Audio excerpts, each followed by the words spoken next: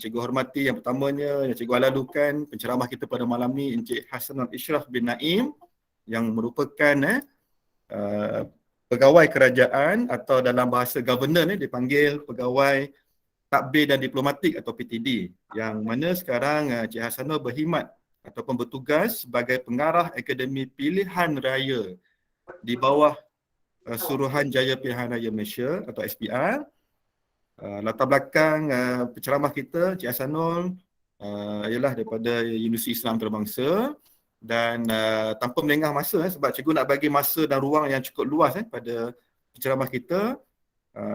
Ya betul, malam ini akan berkongsi tentang kerjaya. Sebelum ni kita dah kongsi tentang kerjaya peguam, doktor perubatan, akaunten, pensyarah, jurutera, usahawan arkitek dan dunia ICT, serta peluang-peluang dalam dunia IoT. Jadi pada malam ini yang merupakan siri yang ke-12, Alhamdulillah, pejam celik kita dah masuk siri yang ke-12, bagi untuk memberi satu keyakinan, satu motivasi, satu dorongan kepada anak-anak didik sekalian, bahawa apa yang anda cita-citakan, apa yang anda impikan sebenarnya tak salah untuk kita bermimpi ataupun berangan-angan dari sekarang. Sebab kami dulu pun tak, macam cikgu sendiri pun tak terfikir apa yang cikgu nak jadi pada hari ini, tetapi sebagai seorang pelajar, tanggungjawab kita tak lain tak bukan adalah mesti untuk berbuat sehabis baik apa yang kita lakukan sekarang. So sebagai pelajar, sebagai calon SPM, so kita akan do the best untuk dapatkan keputusan yang terbaik,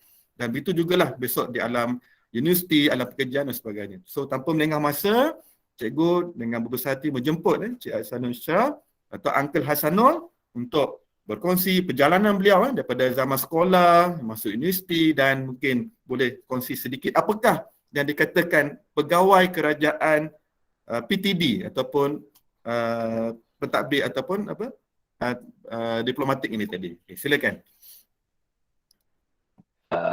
Okey, boleh dengar Boleh. Sorry. Dia sambil-sambil dekat office lagi. Tapi dah tukar baju. Dah tukar baju sebab macam lama lagi je kan. Maklumlah ada benda-benda baru masuk. Jadi terpaksalah kita uruskan. So sambil-sambil tengah discussion ni. Sorry lah handphone ni pun pegang. So kalau goyang-goyang tu minta maaf sangat-sangat. Tapi dah janjikan dengan sahabat lama saya terpaksa buat lah. So boleh kot uncle kot sebab sambil-sambil kita berkongsi. Okay, mungkin kalau nak share pasal apa dipanggil kerjaya dalam kerajaan, dalam government ni memang pelbagai skim perkhidmatan. So mungkin ada orang yang berminat untuk jadi doktor, cikgu. So memang dia boleh pilih bidang masing-masing. Dia jangan anggap government ni jadi PTD je, tak. Banyak lagi ikut bidang kita. Kan semua bidang yang ada di luar yang kita belajar dekat universiti itu memang ada je dalam kerajaan. So tak adalah satu kerja itu je yang kita nak buat, semua ada. Cuma ikut kita lah, ikut kita ke mana yang kita nak pergi. Sebenarnya sekejap sambil-sambil, sorry sekejap sambil-sambil.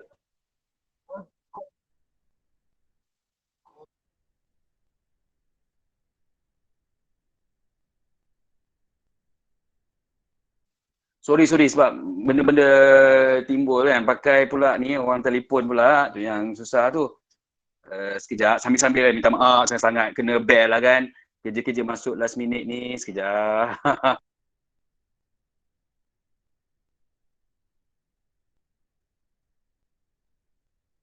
Untuk makluman anak-anak didik kita tahu sekarang ni kerajaan di Melaka baru dibubarkan. Jadi antara tugas yang urgent nampaknya penceramah kita ni pun Sorry. terima kasihlah kerana dalam keadaan ni pun masih sudi bersama dengan kita. Okay, silakan. Okay. Cuma kalau sebelum basically untuk government servant lah, orang semua macam ni lah, ibu saya sekalipun orang nak kerja kerajaan, mungkin orang cakap soal masa depan terjamin dan sebagainya, ada pencen orang cakap dulu. Tapi pada saya percaya dengan rezeki yang Allah bagilah. Itu je pada saya. Mula-mula yang betul-betul beria nak sangat suruh uncle aku uncle sampai nampak tua sikit. Yelah anak uncle yang paling tua 14 tahun. Okey lah kot kan. Kalau compare kan almost nak pergi ke SPM. percaya dengan ketentuan Allah. Dulu lepas grad, tak minat ni nak kerja-kerja kerajaan ni, tak minat. Apa benda? Orang cakap kerajaan gaji kecil kan, tak nak. Tapi yang betul-betul nak, saya masuk government, jadi PTD officers adalah mama saya. Mak saya, dia cakap pergilah, dia cakap kan. Sebab kita nak masuk kena ada exam, pergi exam lah kan. So kita pun pergi, tak belajar, tak apa. Tapi saya percaya mungkin itulah laluan yang telah diberikan oleh Allah untuk saya. Kita pergi exam, buatlah assessment apa semua tu dengan agak-agak lebih kurang. Tapi Alhamdulillah benda tu memang sangat smooth, sangat lancar. Mungkin sebab ialah satu is keberkatan doa parents, ibu bapa. Yang itu saya sangat percaya. Saya sangat percaya bab itu. Sebab kadang-kadang ada parents yang nak kita jadi macam ni, nak jadi macam ni. Ada parents yang memberikan kita kebebasan. Even parents saya pun, dia tak adalah paksa. Tapi dia kata, kalau boleh. So bila ayat kalau boleh, cumanya bila, yelah, betul lah Cikgu Man. Kalau kadang-kadang bila mak kan cakap kalau boleh tu, kita macam, okeylah kita cubalah ya, tapi tak janji macam tu lah. Doa mak tu, doa mak. Betul. So saya percaya dengan perkara itu kan, percaya dengan perkara itu. So alhamdulillah segala-galanya dipermudahkan untuk saya. Dan ialah dulu masa saya dulu cakap tak nak lah mak, tak nak kerja government, nak kerja bank kata. Bank gaji besar. Pada waktu itulah. Tapi pada saya kita percaya dengan apa yang telah diberikan kepada kita, ketentuan yang telah dibuat kepada kita. So alhamdulillah memang dipermudahkan segala perjalanan itu. Baik.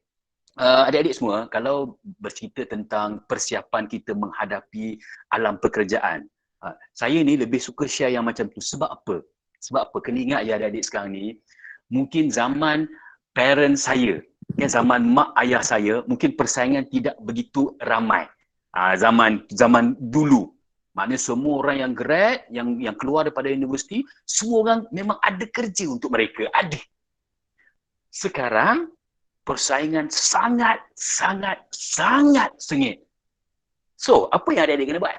Apa yang kita kena buat in order kita nak menghadapi zaman itu? Baik, kalau tanya orang yang ada degree, kalau kita keluar dekat luar sekarang ni berjalan, kira jumpa kat orang depan kita ni, basically semua orang ada degree. Bukan setakat degree, masters pun ada bersepah. Ramai sangat. So macam mana kita nak stand out? Kita nak jadi yang berbeza. Jadi yang luar biasa. Kena ingat, ini saya yang mungkin orang lain berbeza. Tapi ini saya share saya. Cikgu Man mungkin lain experience dia. Saya hanya boleh share experience saya sahaja. Yang pertama, you kena ada apa yang dipanggil soft skills. Soft skill ni macam-macam. Maknanya extra skill, kemahiran yang ekstra selain daripada kelayakan sijil yang ada pada you. Anda kena ingat kita tak ada masalah, belajar lah. Ada setengah orang jenis belajar kena hari-hari membaca. Ada setengah orang dia belajar last minute. Ini termasing-masing. Saya personally, orang suruh saya kena belajar awal-awal persediaan untuk periksa. Saya memang tak boleh sebab saya akan lupa segala-galanya apa yang saya belajar 2 bulan lepas. Memang saya jenis orang yang belajar last minute. Memang orang marah, ada setengah orang marah kalau yang mengajar motivasi ni marah ke saya. Jangan ajar suruh orang mengajar baca last minute. Tapi is saya. So saya hanya share saya punya. Jadi orang lain mungkin berbeza. So once kita dah ada benda tu, saya tak risau. Mana adik-adik yang ada dalam ni sekarang ni, bab tu saya rasa semua orang boleh buat. Kita belajar, kita study dengan kaedah macam mana pun kita belajar. Tak ada masalah diri. Buat je. Buat sahaja. Belajar of course. Imagine kalau orang yang ada degree, orang yang ada masters pun tak dapat kerja, susah dapat kerja, apatah lagi kalau kita tidak ada apa-apa kelayakan. Yang itu kena settlekan dulu. Ingat pesan tu. Kita settlekan yang itu. At least paper qualification. Dia panggil paper qualification. Degree, masters, PhD dan sebagainya. Ada yang itu dulu. Kalau tak ada yang itu, susah kita nak bersaing. Tapi fokus saya pada malam ini, walaupun you dah ada paper qualification, you kena ada extra. Sebab apa? Bila you ada extra, then you boleh keluar dari kelompok yang besar. You boleh stand out. You boleh nampak kelebihan. Mana orang boleh nampak kelebihan yang ada pada kita. Soft skill tu macam-macam ya. Bukan kemahiran bercakap sahaja, kemahiran interaksi, kemahiran berhubung dengan orang lain. Macam-macam soft skill. Cikgu Azman boleh cerita mungkin spesifik topik pasal soft skill. Yang itu kita ada. Yang kedua, cuba belajar untuk proses yang dipanggil sebagai adaptation. Adaptation. Bila kita pergi tempat baru, kita boleh adapt tempat itu dengan sangat cepat. Suasana di sana, cara kita berada di sana, sangat cepat. Sebab bila kita ada proses adaptation yang sangat cepat, kita boleh mudah masuk. Bila you mudah masuk, you mudah untuk belajar, you mudah untuk bekerja. So benda-benda ni nak kena ada. Proses ini saya share experience saya. Saya ulang balik, lain orang, lain experience. So based on experience, my personal experience, itu yang saya buat. Sebab itu je yang membolehkan you stand out. You terkeluar daripada kelompok yang ramai-ramai. Sebab kalau katalah contoh yang bila dia nak pergi kerja, tak kisahlah government ke private ke, you akan dipanggil interview, you akan ada proses assessment. Betul. Contohlah saya cerita sebab saya PTD officer, proses nak masuk panjang dan kadang-kadang ada skim yang lain selain daripada PTD, pegawai takbir diplomatik, ada juga skim-skim lain, skim perubatan, skim kejuruteraan, macam-macam skim ada dalam kerajaan. Tapi kalau katalah kita fokus kepada PTD officer, pegawai takbir dan diplomatik, kan? Mainly orang kadang-kadang dulu kan orang nak join PTD ni sebab boleh pergi luar negara, kedutaan kan. So tapi kena faham ya, PTD officer dia ada dua. Okay, dia ada dua. Satu domestic service, bermaksud servis yang dalam negara macam saya sekarang. The other one is foreign service yang berada di luar negara. Saya tak berminat nak duduk sana. Saya faham yang muda-muda yang dapat duduk luar negara, betul. Tapi sebelum you buat keputusan, you kena fikir.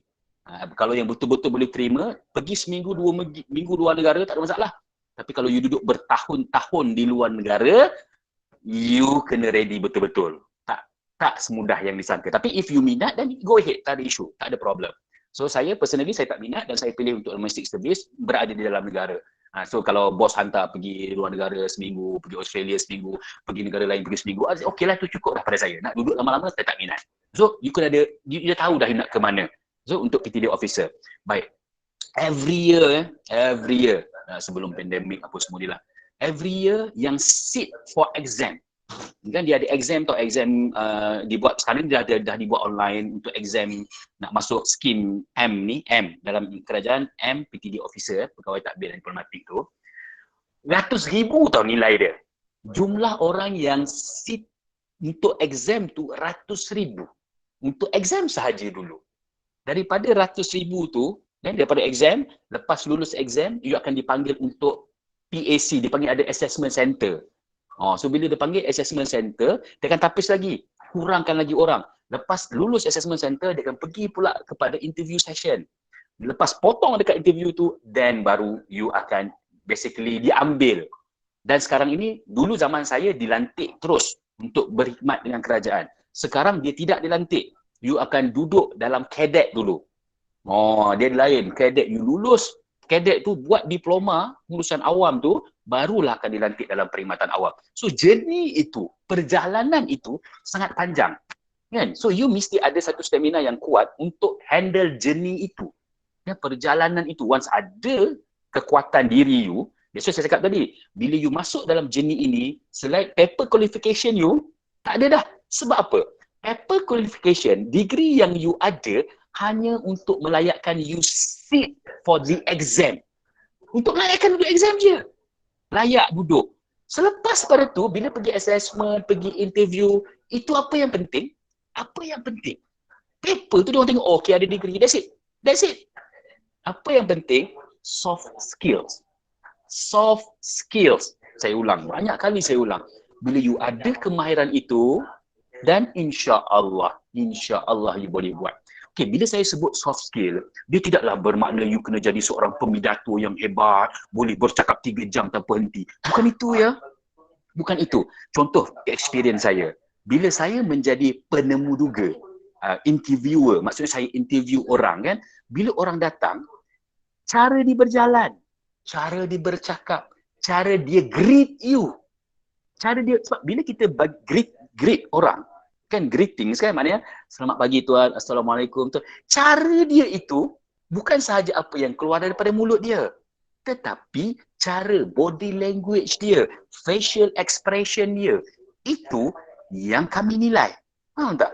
So kita boleh tahu, okay, alright, semua orang cakap selamat pagi, semua orang cakap assalamualaikum, tapi cara you convey, cara you sampaikan greeting itu ada. ada perbezaan di antara satu orang dengan orang yang lain. Sebab tu saya cakap soft skills. Kalau tanya saya, apa yang you kena buat selain daripada paper qualification you, kan USPM, dapat keputusan yang cemerlang, masuk universiti, dapat degree, kepujian yang bagus-bagus. Okey, bagus. Itu yang you kena buat dulu untuk melayakkan you berada dalam kelompok orang itu. Tetapi selepas itu, you kena ada soft skill. Saya sangat-sangat galakkan cari courses di luar. Adapun kalau Cikgu Azman boleh bantu, create course itu di kalangan pelajar-pelajar yang ada untuk develop soft skills. Encik Hasanul, mungkin ada pelajar dia mungkin confused ataupun tak berapa jelas soft skill tu apa maksudnya? Okey. Maksudnya bagi contoh. Okey. Contohlah soft skill. Soft skill ini selain daripada yang kita belajar dalam kelas lah. Macam tu. Kemahiran bercakap. Public speaking skills itu adalah soft skill. Kemahiran kita menyelesaikan masalah itu adalah soft skill. Maknanya benda-benda yang soft ini bermaksud skill yang ada pada kita selain daripada apa yang ada dalam buku tu. Yang kita belajar, dapat banyak-banyak kan. So itu adalah soft skill. Jangan risau kan. Adik-adik semua ni yang ada ramai-ramai dalam ni basically orang-orang yang zaman-zaman teknologi kan, Google. Sebab kalau cerita mau 3 jam session kita cikgu. So tapi untuk malam ini cuba Google soft skill, cuba go through, cuba baca, tengok apa benda itu. Itu yang kalau katalah saya punya ni is kepada perkara itu. Tetapi untuk belajar dan bekerja, adik-adik, saya pernah jumpa orang yang cemerlang, paper, straight A's, degree, memang CGPA 4 flat, kan 3.8, 3.7. Bila bekerja, tak boleh bekerja. Tak boleh bekerja. Sebab apa? Dia tak ada kemahiran itu. Kemahiran nak bekerja dalam kumpulan tidak ada. Tak reti nak bercakap, tak reti nak keluarkan idea dia. Sedangkan dia belajar cemerlang. Sangat cemerlang. Kenapa jadi macam tu? Tidak ada kemahiran itu. Soft skill itu tidak ada. Right? So benda-benda macam ni kita kena tahu persediaan kita di alam selepas belajar. Okay? Adik-adik sekarang SPM, lepas SPM masuk universiti, saranan saya fokus yang itu, belajar, dapatkan keputusan yang cemerlang. Okay? Belajar dapat keputusan yang cemerlang. Bila nak habis belajar, degree dan sebagainya, kena tambah ilmu lain. Untuk bersedia apa? Bersedia di alam pekerjaan. Dia berbeza. Sebab ada setengah orang kalau dia tak bersedia, dia akan terkejut tau bila dia masuk alam pekerjaan. Zaman belajar ni lain, bekerjaan lain. So in order untuk adik-adik semua boleh berada dalam kelompok itu, kena ada skill tambahan. Dia kena ada skill tambahan itu. Jangan risau, cumanya sebagai pendedahan awal, pada adik-adik semua yang ada kat malam ni, pendedahan awal, saya sangat-sangat sarankan fokus kepada apa yang perlu kita capai dalam masa terdekat.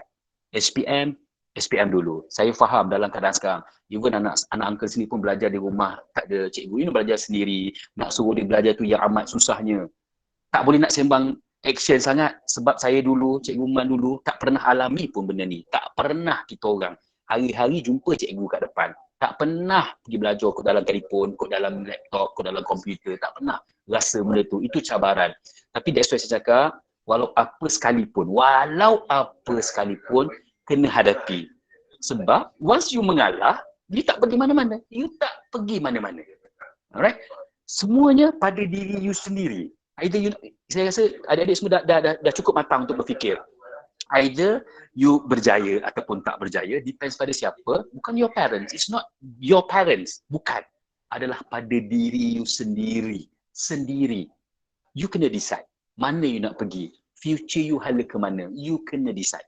Dan pada malam ini, you buat decision itu dan you pergi terus, jangan toleh-toleh belakang. Sebab Cikgu Azman, dia hanya boleh bantu. Tapi kalau telah dibantu, you tak nak, you diri sendiri tak nak, you tak boleh pergi mana-mana. Trust me. Dia kena bermula dengan diri you sendiri. Dan barulah orang-orang yang berada di sekeliling itu boleh memberikan bantuan untuk you mencapai yang you target. Tapi kalau you tak nak, you tak boleh pergi mana-mana. Tak ada ke mana pun. Sebab apa? Macam mana pun kita bagi bantuan, macam mana pun apa hari-hari ni, kalau Cikgu Azman hari-hari bercakap, tapi you tak nak. You tak nak terima apa yang dia cakap, you takkan boleh pergi ke mana-mana. So benda-benda macam ni kena ambil perhatian yang sangat serius. Sebab kena ingat dia, kita semakin hari semakin, sebab kadang-kadang saya, kalau saya fikirkan untuk anak-anak saya in future, saya risau. Saya sangat risau. Apa akan jadi pada masa hadapan? Apa akan jadi? Sebab dia apa yang saya tengok adalah my personal experience, pengalaman peribadi, benda makin susah tau. Benda makin susah. Saya kebat tu, kalau mengajar anak kat rumah kan, buat homework, kebat, pening nak jawab soalan dia. Sebab kita orang tak belajar benda tu. Sama. Betul. Betul tak Cikgu Man? Terpaksa tengok jawapan. Betul. Sorry lah, terpaksa tengok jawapan. Sebab contohnya macam cara kira, kaedah pengiraan, bahagi ke performing. Kita tahu jawapan itu, kadang-kadang jawapan dah betul, tapi kita nak cerita jalan kerja tu, kita orang pun tak reti. Yang seperti mana diajar sekarang. Jalan kerja kita orang dulu, jalan kerja old school, lama. So dia berbeza, tapi that's what saya cakap. Even kami sebagai parents, kena ada proses adaptation itu. Menerima benda baru yang ada sekarang. Macam adik-adik sekarang lah, belajar online. Kita kena terimalah proses tu. That's why saya cakap adaptation tu. So kalau you boleh alami, mana boleh dapat proses itu, adaptasi kan? Adaptasi itu kita menerima keadaan itu seperti itu. So kalau kita dapat go through the adaptation process dengan cepat, you should be okay. You akan survive. Sebab tu saya cakap, sebab ada setengah orang, kenapa dia tak boleh survive di alam pekerjaan? Adaptation dia tak boleh buat, dia tak boleh adapt dengan environment dia, keadaan persekitaran dia. So benda-benda macam ni kena, kena belajar. Of course, adik-adik, uncle ni faham. Kan? Bila kita semakin dewasa, kita banyak benda yang kita akan fikir. Makin banyak lah, makin bertambah. Makin bertambah. Itu definitely akan berlaku. Semakin dewasa, semakin banyak kita fikir. Semakin dewasa, kita banyak kita fikir. Tapi nasihat is, satu-satu buat. Buat satu-satu. Jangan nak buat semua benda dalam pada masa yang sama dan end up kesudahannya apa pun kita tak dapat. Dan kena fokus ya, kena fokus. Soal kaedah pembelajaran yang baik apa semua, yang itu bukan cerita pada hari ini sebab lain orang, lain kaedah. Macam uncle sendiri, cara berbeza. Mungkin nak suka belajar last minute. Uncle boleh dulu belajar, tak tidur semalaman, besok jawab exam. Sebab itu je cara yang boleh ingat dalam kepala. Sebab tak boleh. Kita tak boleh nak paksa orang, you ikut cara saya. Tak boleh. Macam sekarang di office, di pejabat. Okay? Kita cara kita bekerja. Saya tak boleh paksa orang lain ikut cara saya bekerja. Tak boleh. Tapi sebagai penyelia, sebagai yang ada anak buah di bawah, mission saya adalah saya nak kerja yang saya bagi tu you siapkan dalam tempoh masa dia. 2 hari lagi saya nak. Saya nakkan hasil tu. Itu cara saya bekerja. Tapi ada setengah orang, lain cara dia. Mungkin dia nak monitor closely. Hari-hari dia nak tengok. Every hour dia nak tengok dia punya progress. Mungkin begitu. Tapi ada setengah orang, even kalau saya, personal experience, itu je. Sebab saya nak kerja tu siap. Macam mana you buat? Up to you. So kita bagikan dia ruang itu, peluang itu. So mungkin berbeza dengan orang yang berbeza. Cara berbeza dengan orang yang berbeza. Definitely. Kita tak boleh nak paksa semua orang ikut satu cara yang sama macam mana kita.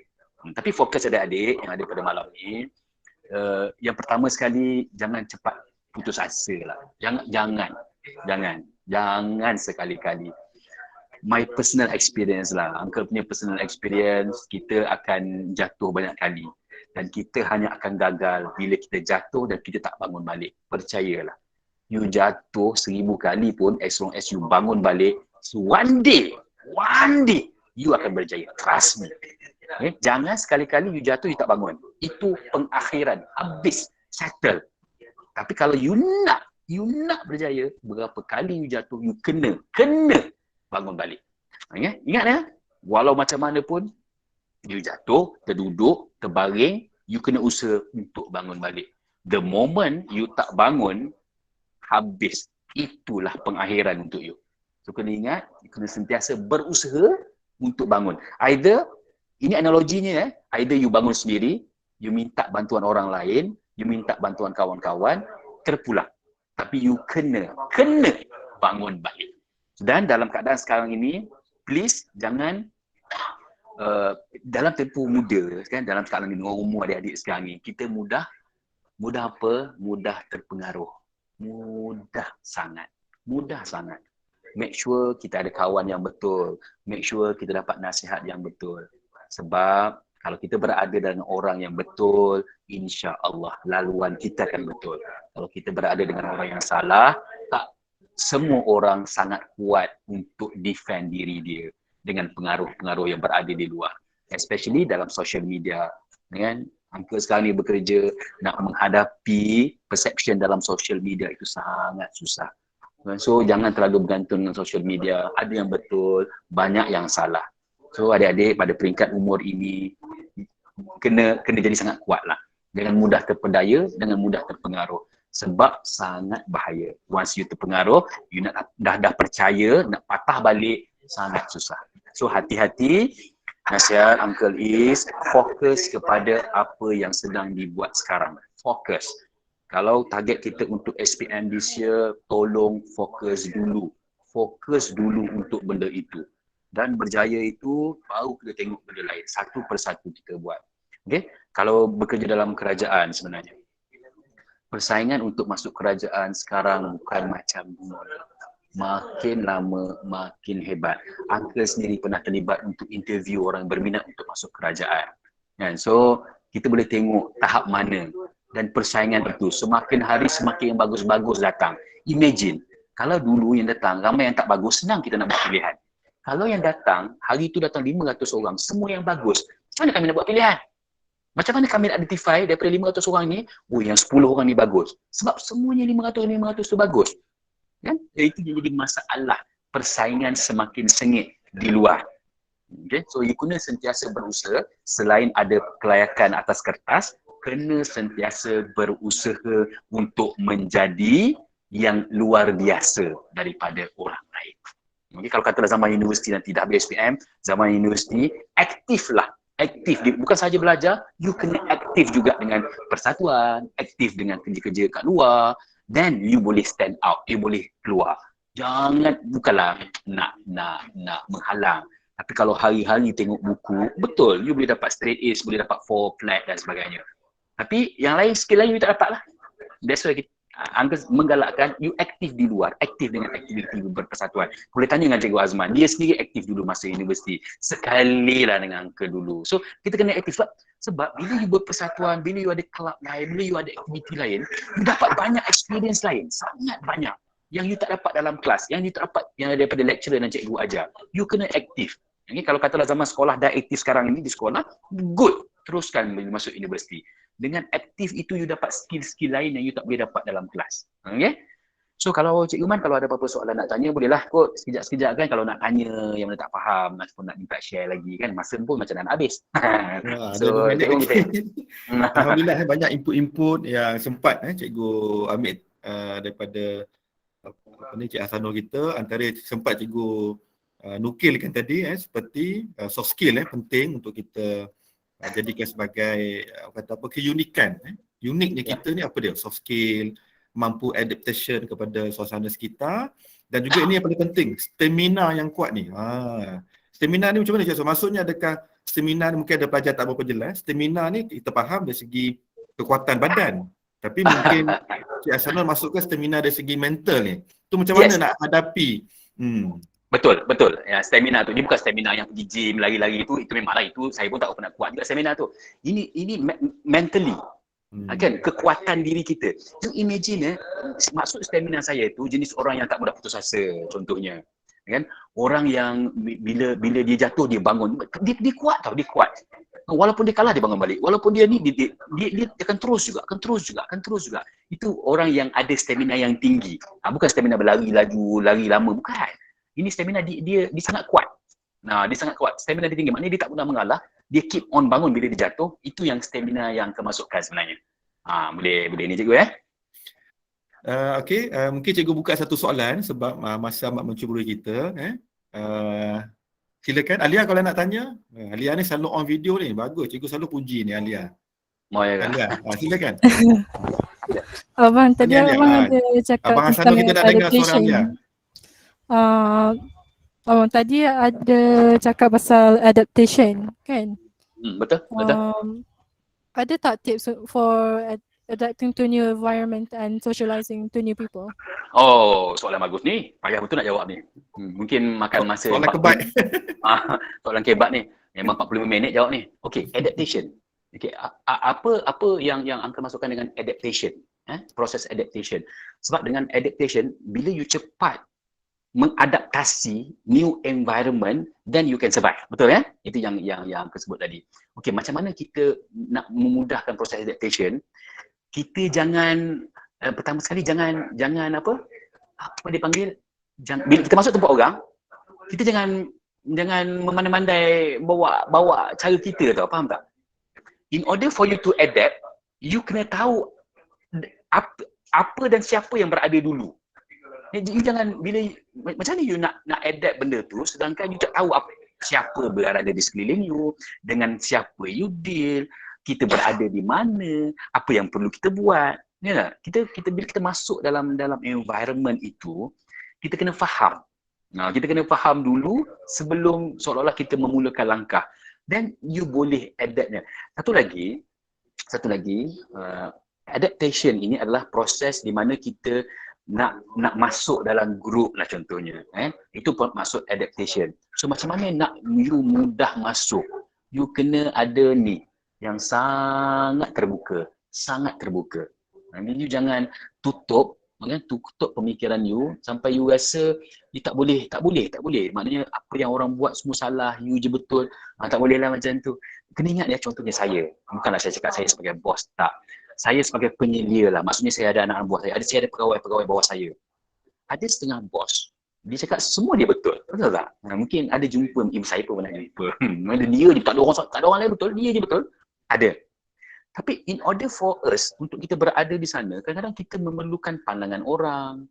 Kan? Saya sendiri pernah bersetuju dengan pandangan anak buah dan kita buat pandangan dia sebab pandangan dia bagus. Saya tak ada idea tu. Kita kena terima lah dia ada idea itu.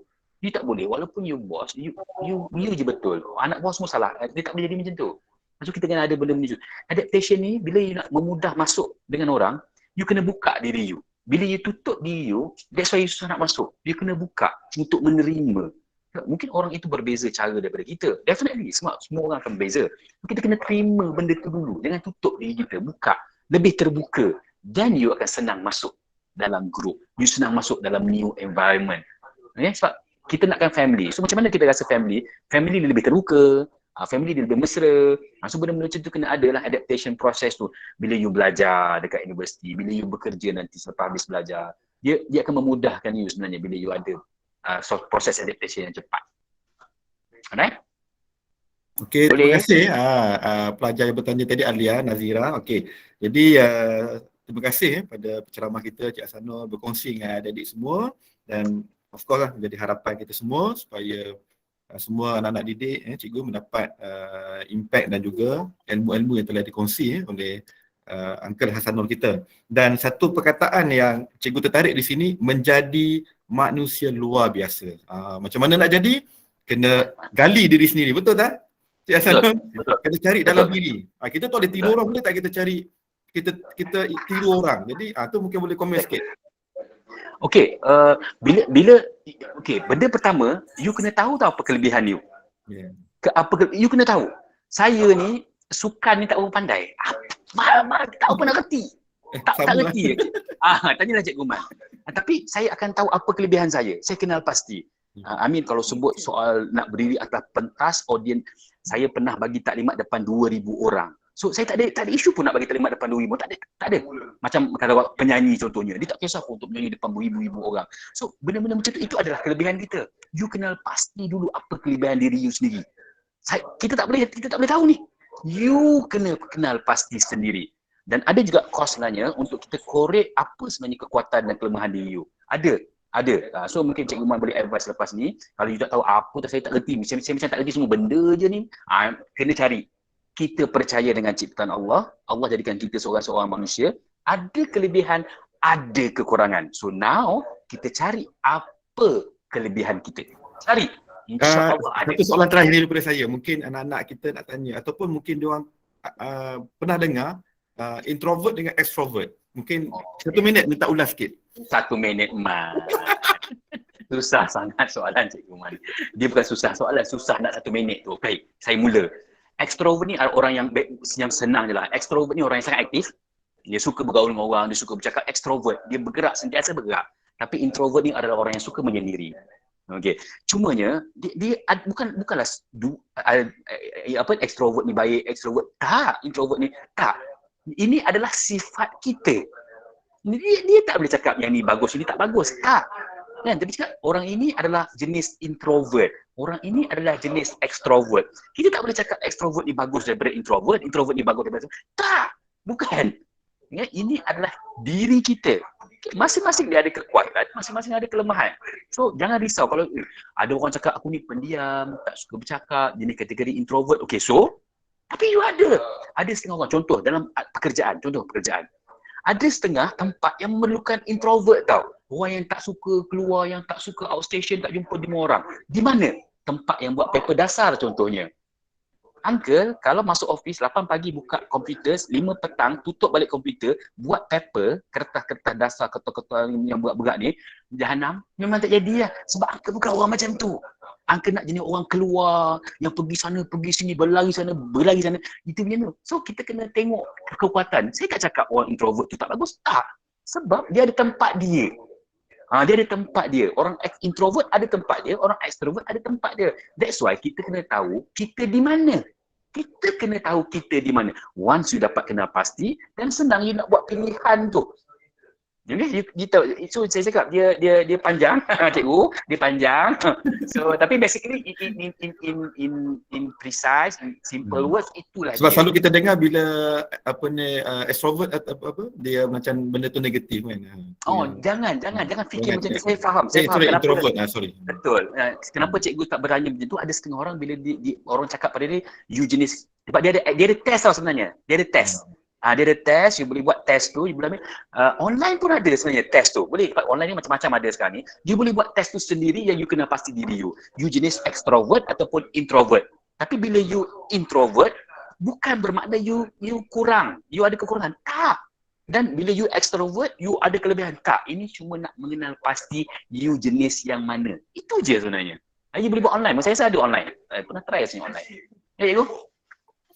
Okey, terima kasih sekali lagi pada penceramah kita Uncle Hassanul Ishraf bin Naim selama 30 minit walaupun sangat singkat, tetapi cikgu percaya input dan juga ilmu yang telah disampaikan amat berguna, terutama berkaitan soft skill, adaptation, stamina yang kuat dan sebagainya. Dan insyaAllah mana tahu ada rezeki anak-anak didik cikgu bakal berkhidmat di dalam PTD, dan ketika itu kita doakan Uncle Hassanul kita menjadi somebody dalam kementerian KSU. Amin. Amin. Jadi semua anak-anak kita doakan Uncle Hassanul kita terus berjaya di dalam pegawai kerajaan kerana pegawai kerajaan lah yang hari ini kalau kita lihat kes COVID menurun, negara kita berada dalam keadaan aman, ekonomi kita maju. Selain pada ahli politik, tetapi arkitek kepada pembangunan negara kita ini dicorak dan dibangunkan dasarnya, pelaksanaan oleh pegawai-pegawai kerajaan. Kita respect pegawai kerajaan kita. Mungkin ada di kalangan ibu bapa dan adik dalam pegawai kerajaan, mereka inilah menjadi tulang belakang kepada kemajuan negara kita. Terima kasih kita kepada Abang Hassanul ataupun Uncle Hassanul kita dan rakan-rakan beliau di dalam sektor kerajaan untuk mengemudi negara kita ke arah yang lebih berjaya lagi, insyaAllah. Okey, terima kasih kerana sudi bersama kita.